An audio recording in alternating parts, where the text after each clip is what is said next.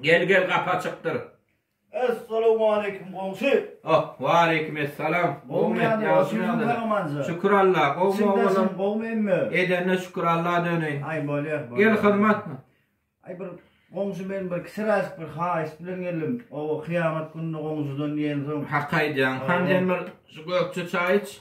Tümçen çayı da yürütüyordum, demledim. Haa, tuğurum. Bismillahirrahmanirrahim. Aha. Ondan aydı ver haistini. Ay komşu diyene bana bir 100 manat çıkıp karzına verilmersin mi? Be. O bir nesip bolsa var ya özümünki çıksa da ya çağalankı çıksa da aylık günlükte bir getirip verecek nesip bolsa var. Düştüm. Gayret et komşu. Hani sen bir şu düşükçen aşağı kaldır hani. Bolay mı? Şunu aldırayım mı? Yavva. Ay tuğulama bağır komşu dönmedi. Ay. Aho komşu zat yok haberde o. Be. Kovuca gördün bir eylem Yok. Hiç iyi. Bolsa gördüm öyle otaydı komşu yok haberde. Be. Ara kalk giden yılmandın sen getiren nereden?